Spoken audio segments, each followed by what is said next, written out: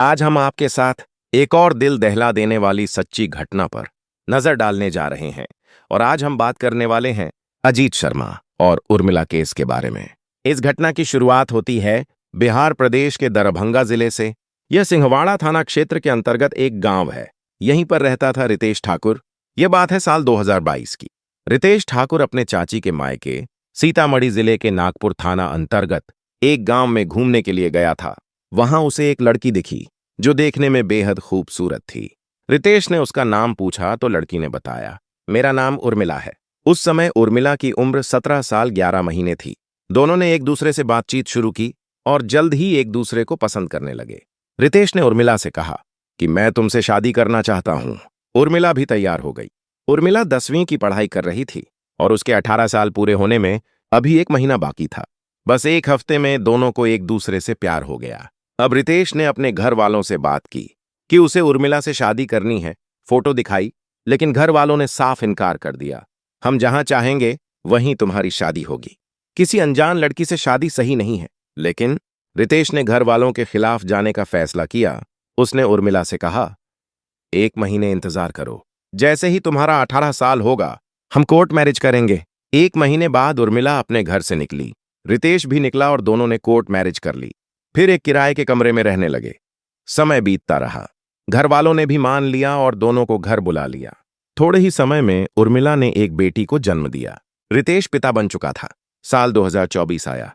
रितेश पर जिम्मेदारी बढ़ गई थी। पत्नी, बेटी, परिवार। इसलिए वह दिल्ली कमाने के लिए चला गया। वहां एक प्राइवेट कंपनी में काम करने लगा।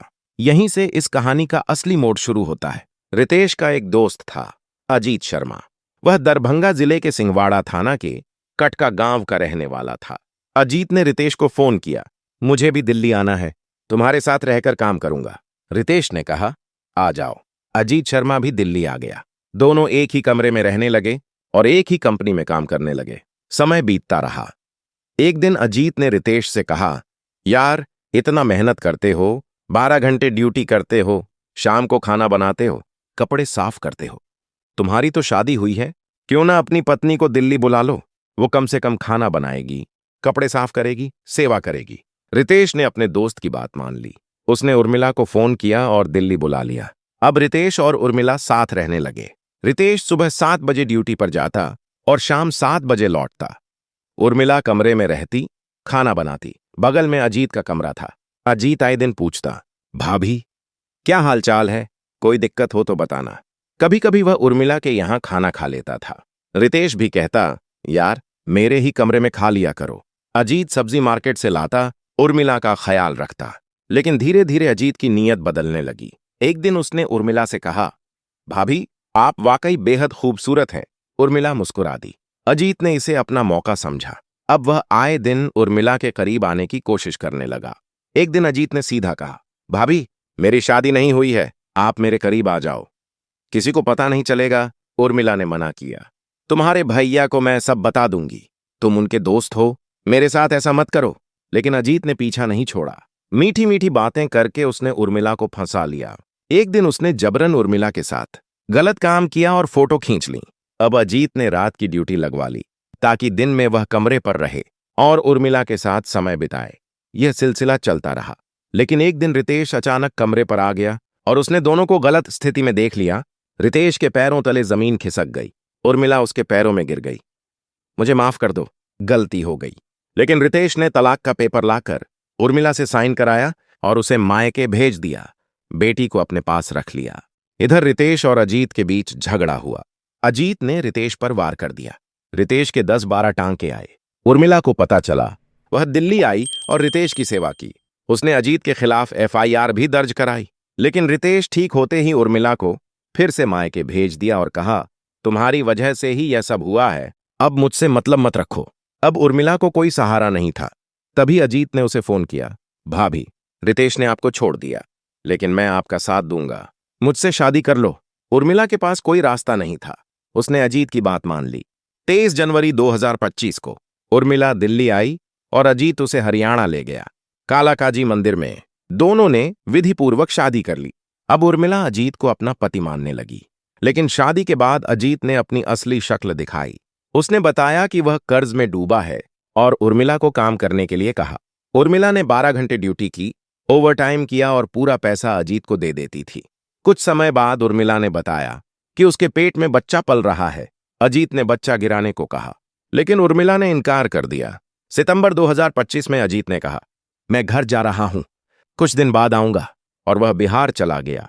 इसके बाद उसने अपना फोन बंद कर लिया और उर्मिला से बात करना बंद कर दिया। 1 महीना बीत गया। उर्मिला ने कई बार फोन किया, लेकिन कोई जवाब नहीं मिला। आखिरकार अजीत ने एक मैसेज भेजा, तुम अपनी जिंदगी अपने हिसाब से जियो, मुझे तुम्हारी जरूरत नहीं है, मैं दूसरी शादी कर रहा हूं, मुझे डिस्टर्ब मत करो। उर्मिला के पैरों तले जमीन खिसक गई। उसने 2 नवंबर 2025 को ढूंढते ढूंढते अजीत के घर का पता लगाया और वहां पहुंच गई। उसने शादी के फोटो दिखाए और कहा, मैं आपकी बहू हूं। लेकिन अजीत के परिवार ने उसे धक्के देकर भगा दिया। तुम कौन हो? हम नहीं जानते तुम्हें, हमारे बेटे की शादी होने वाली है, यहां से जाओ। उर्मिला दर दर भटकती रही। 1 दिसंबर 2025 को वह थाना प्रभारी के पास गई, रोते हुए बोली, साहब, मेरे पेट में 8 महीने का बच्चा है, मेरे साथ इतना बड़ा धोखा हुआ है, मैं कहां जाऊं?